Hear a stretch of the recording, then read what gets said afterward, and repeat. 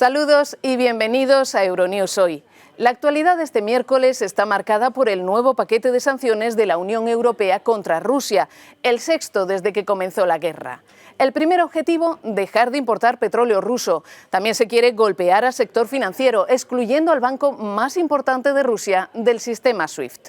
Todo esto mientras las fuerzas rusas golpean sin piedad el último reducto de resistencia en la ciudad ucraniana de Mariupol, en la enorme planta metalúrgica de Azovstal. En Estados Unidos, el cuestionamiento del derecho al aborto por parte del Tribunal Supremo, que podría retirar la protección legal con la que cuenta desde hace medio siglo, está provocando una profunda onda de choque social y política a 7 meses de unas cruciales elecciones legislativas. Manifestantes han salido a la calle en las principales ciudades del país, mientras Oklahoma ha aprobado una ley para limitar el aborto a las primeras 6 semanas de embarazo. En este informativo también viajaremos a Argentina, Colombia, Perú y otros lugares del planeta. Vengan con nosotros. Comenzamos con los titulares. Rusia reactiva su ofensiva contra Azovstal a pesar de que cientos de civiles continúan atrapados en la planta metalúrgica. Otras zonas de Ucrania también sufren nuevos ataques. La Unión Europea veta el petróleo ruso. La presidenta de la Comisión, Ursula von der Leyen, anuncia el sexto paquete de sanciones a Rusia. Joe Biden llama a Putin dictador y tilda a su ejército de tonto. El presidente de Estados Unidos vuelve a cargar contra su homólogo ruso. Estados Unidos vuelve a tramitar visados en La Habana para inmigrantes cubanos tras 4 años sin dar este servicio por la retirada del personal de la embajada en 2017. Los mineros de Las Bambas protestan en Lima para exigirle al gobierno peruano que termine el conflicto entre la minera y los comuneros para volver a trabajar. Las tropas rusas han intensificado su ofensiva contra la planta siderúrgica de Azovstal, el último reducto de la resistencia ucraniana en la devastada ciudad de Mariupol, una vez concluida la primera evacuación de civiles. Según la ONU, han llegado a la ciudad de Zaporilla 159 refugiados, 101 de ellos procedentes de Azovstal. Se cree que unos 200 civiles siguen atrapados en los túneles y búnkeres de la planta. Daba miedo porque nos bombardeaban constantemente y durante el día o la noche los niños no dormían, lloraban. No dejaban de bombardear, daba mucho miedo. Pensamos que no saldríamos de allí, francamente.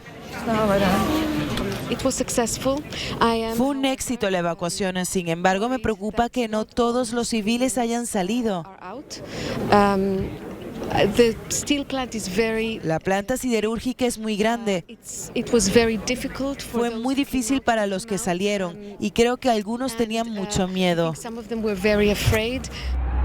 Ucrania dice que Rusia ha multiplicado sus ataques. 21 personas habrían muerto en Donetsk. También se produjeron ataques en Leópolis, cerca de la frontera con Polonia, donde 2 personas resultaron heridas tras ser atacadas varias subestaciones eléctricas. Los ataques tuvieron como objetivo 3 subestaciones. Como resultado, hay interrupciones en el suministro de electricidad. 2 personas se resultaron heridas. Están recibiendo asistencia médica. Las autoridades ucranianas también han informado de ataques contra una central de equipamientos en Transcarpacia y en al menos media docena de estaciones de ferrocarril en todo el país. En el sur de Ucrania se encuentra Berdiansk, cuyo paisaje cotidiano contrasta con el de la desolada Mariupol, a tan solo 70 kilómetros de distancia. Las fuerzas rusas tomaron el control de esta ciudad en el mar de Azov en los primeros días de la invasión de Ucrania sin apenas encontrar resistencia. Alexander Saulenko, jefe de la nueva administración prorrusa de Berdiansk, afirma que ahora está en fase de transición de Ucrania a Rusia. En Berdiansk no hubo combates, por lo que se ha conservado toda la infraestructura de la ciudad. En estos momentos, aquí está la administración civil-militar. Estamos en una fase de transición de Ucrania a Rusia. El ejército ruso permitió a los periodistas viajar tanto a Berdiansk como a Melitopol, a unos 100 kilómetros al oeste, dentro del marco de una gira de prensa organizada por Moscú. En ambas ciudades, Moscú ha instalado administraciones locales encargadas de devolver una apariencia de vida normal. La población, aunque parece estar segura en Berdiansk, son conscientes de la realidad que vive el resto del país. Todas las tropas ucranianas abandonaron la ciudad. Solo se quedaron policías para vigilarla. Y eso es todo. Esperaba a los rusos todos los días. Cuando me enteré de su llegada, me alegré tanto que tenía lágrimas en los ojos. Tengo miedo de que empiece la Tercera Guerra Mundial, porque si se suministran armas a Ucrania, tomará represalias con ataques. Y quién sabe cómo puede acabar esto. Da mucho miedo. Ambas ciudades son muy importantes a nivel estratégico para Rusia. Junto con Mariupol formarían parte de un corredor terrestre que une el territorio ruso con Crimea, la península del Mar Negro que Moscú se anexionó de Ucrania en 2014. La Unión Europea vetará el petróleo ruso. La presidenta de la Comisión Europea, Ursula von der Leyen, ha anunciado el sexto paquete de sanciones a Rusia por la invasión de Ucrania. Fin de las importaciones del petróleo ruso, sanciones al sistema financiero, prohibición a 3 cadenas públicas de televisión en toda la Unión Europea son algunas de las medidas. Ahora proponemos la prohibición de todo el petróleo ruso en Europa.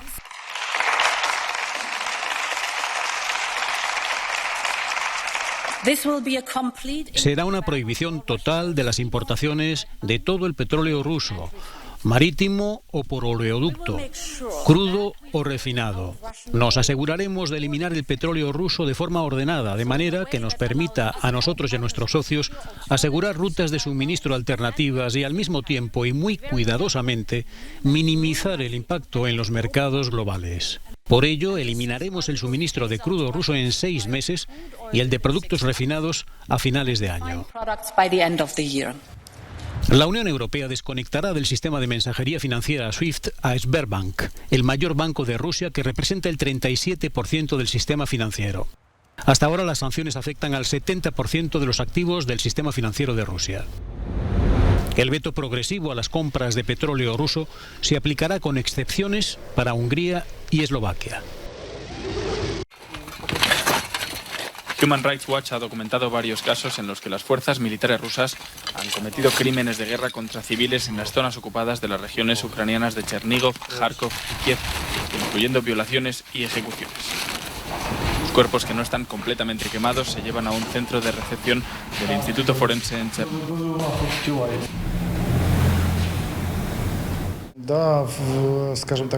Sí, en los territorios que fueron ocupados por las tropas rusas encontramos personas que murieron y tienen signos de tortura.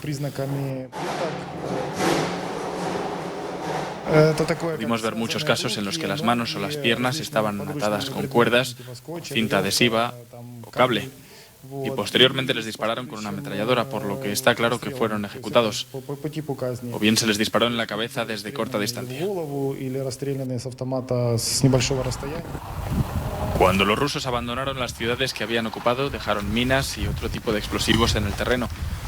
Los escondieron en las casas, los jardines, los coches e incluso en las escuelas. Los equipos de investigación tratan de averiguar cómo murieron las víctimas. Fueron a por las chicas. Había muchos rumores aquí. Una chica se quejó a su jefe y este les hizo pasar por un mal rato.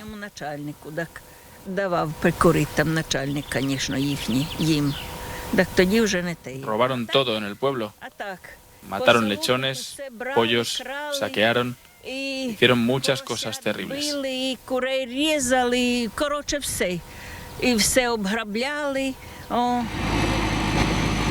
Una vez concluyen las tareas de limpieza y se quitan los explosivos, la organización puede continuar con la búsqueda de testimonios como este para tratar de aclarar lo ocurrido con las víctimas.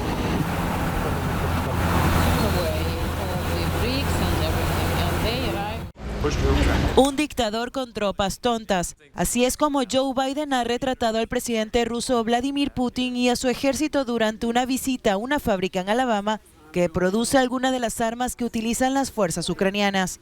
El presidente estadounidense, que está presionando al Congreso para que apruebe un paquete de ayuda a Ucrania de $33.000 millones, elogió a los trabajadores y cargó contra su homólogo ruso. Ustedes están permitiendo que los ucranianos se defiendan y francamente en numerosas ocasiones Ucrania deja en ridículo a los militares rusos. Si no te enfrentas a los dictadores, la historia nos ha demostrado que seguirán apareciendo, que seguirán avanzando. Su apetito de poder no para de crecer. Por otro lado, el presidente ruso culpó a Occidente de la escalada en el conflicto por su suministro de armas a Ucrania y pidió durante una llamada telefónica con el presidente Emmanuel Macron que cesara la ayuda al país.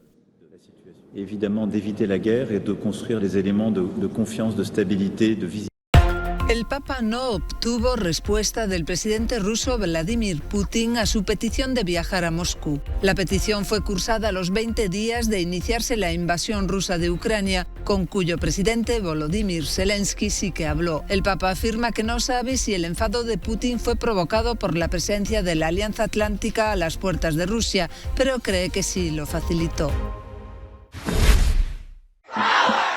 La impotencia y el miedo llevó a decenas de personas a protestar frente al Tribunal Supremo de Estados Unidos.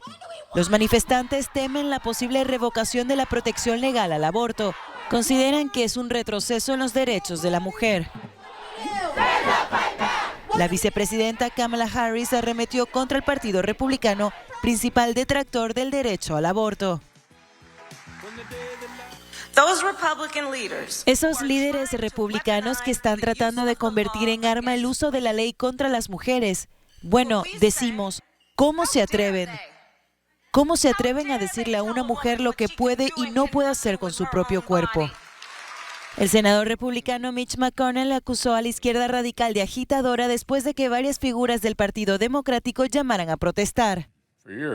Durante años, la izquierda radical ha atacado a la institución del Tribunal Supremo. Inmediatamente los principales demócratas empezaron a publicar declaraciones descabelladas sobre lo que podría decidir el tribunal, repletas de una retórica desquiciada que podría incitar fácilmente, encender una cerilla. La política de Estados Unidos se ha visto sacudida tras conocerse por medio de la prensa que la Corte Suprema de Estados Unidos tenía lista la revocación de la protección legal del aborto. El borrador de la sentencia cuenta con el apoyo de 5 de los 9 jueces de la Corte. Estados Unidos vuelve a tramitar visados en La Habana para inmigrantes cubanos. El servicio estaba suspendido desde 2017, cuando el gobierno de Donald Trump acusó a La Habana de estar detrás de algún tipo de ataque sónico contra su personal, algo que no ha podido demostrar. A aquel suceso le siguió la pandemia de COVID-19. La decisión ha sido adelantada por la agencia AFP y aunque no hay un comunicado oficial de los Estados Unidos, varias personas hacían cola frente al consulado. 2 meses antes, ya yo venía aquí a pedir y a suplicar, por favor, que nos dieran una visa humanitaria a mi madre y a mí, cosa que se nos negó, no nos permiten ni hablar ahí. Ahora dijeron que hoy van a abrir la embajada, volvimos de nuevo, porque realmente mi hermano no le hemos podido dar ni sepultura.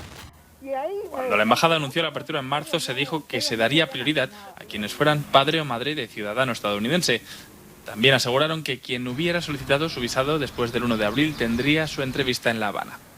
La vuelta a la tramitación de visados coincide con un repunte de migrantes cubanos que intentan llegar a Estados Unidos de forma irregular, también a través de Centroamérica.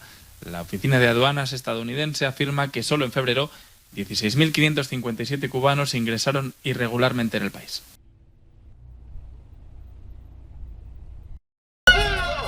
Los trabajadores de la minera Las Bambas salieron a protestar este martes en las calles de Lima para exigirle al gobierno peruano resolver la crisis que hay entre la empresa china y los comuneros. Desde hace semanas, los comuneros acampan en la entrada y los alrededores de la mina cuprífera, obligando a la empresa a suspender sus operaciones. Los trabajadores dicen ser los más afectados en este conflicto. Lamentamos mucho que el Estado no haya podido determinar situaciones de solución hasta el momento. Esta no es la primera vez, han sucedido escenarios como este a lo largo de los años desde que inició esta producción. Nosotros, la parte invisible hasta el momento, la clase trabajadora, somos los afectados.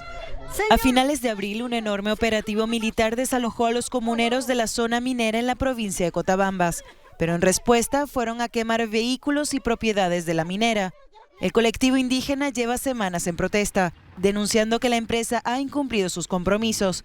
También argumentan que hace años el gobierno de Perú vendió sus tierras a la empresa para hacerse con la mina de cobre, una de las más importantes del mundo. Las autoridades no han logrado mediar entre las partes. En Argentina, las feministas y las monjas de clausura se unen para luchar contra la violencia de género. Es una unión simbólica que llega luego de conocerse que las monjas carmelitas presentaron una denuncia judicial contra un arzobispo y otros funcionarios eclesiásticos por supuestos abusos. Las feministas se acercaron al convento de San Bernardo para mostrar su solidaridad. Los derechos de las mujeres avanzó hasta estos lugares donde a veces uno cree que las hermanas están en armonía, están en una vida contemplativa, pero evidentemente la violencia de la misma iglesia ha hecho que ellas puedan decir basta. Las monjas también acusan al arzobispo de perjuicio económico al bloquear supuestamente el nombramiento de una nueva priora, lo que les dificulta la gestión del monasterio. Por su parte, el abogado del arzobispo niega todas las acusaciones.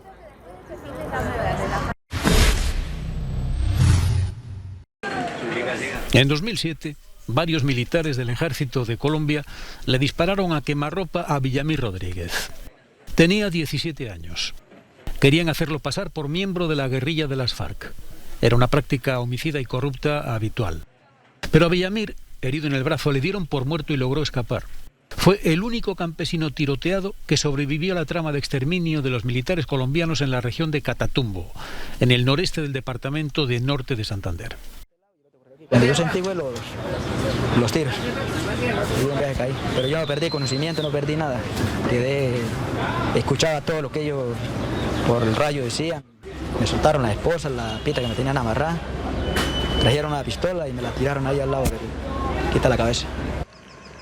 Según el Tribunal de la Jurisdicción Especial para la Paz, el ejército colombiano cometió al menos 6.402 asesinatos en todo el país entre 2002 y 2008 en la Colombia presidida por Álvaro Uribe. Inflaban sus resultados en la lucha antiguerrillera en el escándalo de los llamados falsos positivos. El general Paulino Coronado, 4 coroneles y varios suboficiales aceptaron su responsabilidad en los crímenes ante el Tribunal de Paz para obtener una reducción de penas a cambio de verdad y reparación para las familias. Y quiero aclararle al mundo y al pueblo colombiano de que usted nunca fue ningún combatiente ni ningún delincuente. Vengo acá a limpiar su nombre. Rodrigo Coronel, propietario del terreno que cedió para enterrar los muertos de la zona, recuerda que fueron sepultados por lo menos 18 falsos positivos en fosas comunes. Los de están en bolsa y los tiraron ahí. Ahí como animales, peor que animales. No los hicieron en huequitos como en orden, como entierran aquí las personas. Según declararon a los jueces, los soldados competían por ver quién traía más cadáveres. Las unidades militares con menos muertos eran cuestionadas por los generales. Los militares se ufanaban en ruedas de prensa semanales, recuerda Giovanni Mejía, entonces periodista de la televisión local TV San Jorge, quien presenció los resultados de la matanza.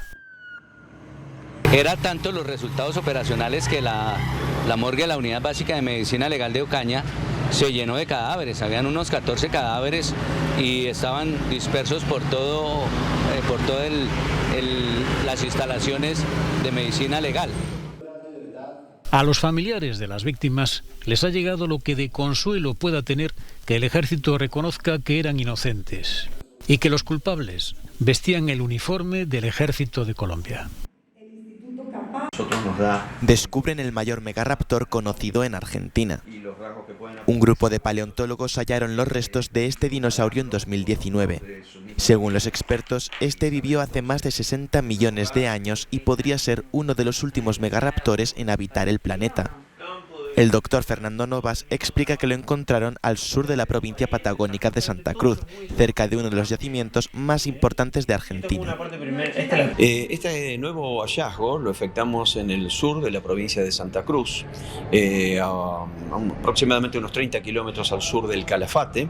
Es una hermosa ciudad turística, cerca de un famoso glaciar, el Perito Moreno, pero también muy cerca de un yacimiento extraordinario que se está develando como uno de los más importantes que tenemos en América del Sur. 3 años después del hallazgo, el megaraptor, al que han bautizado como Mape, ya está en el Museo Argentino de Ciencias Naturales en Buenos Aires. El paleontólogo Mauro Aranciaga, de 29 años, encontró la primera pieza del nuevo megaraptor. Este afirma que, teniendo en cuenta el gran tórax de Mape, este pudo medir entre 9 y 10 metros de largo. Es el más grande, es el animal. Otros parientes llegaban a los 9, a los 8 metros de largo. Este tenía entre 9 a 10 metros de largo y pesaba unas 6 toneladas. Era un animal muy grande, muy pesado. O sea que es el más nuevo, el más grande, también el más austral, porque los otros restos en Argentina se encontraron en Río Negro, en Neuquén. Bueno, esto es bien al sur, en Santa Cruz. Mape no solo ha sido un descubrimiento insólito para la comunidad científica. Aranciaga confiesa que también ha supuesto un sueño hecho realidad para todo el equipo.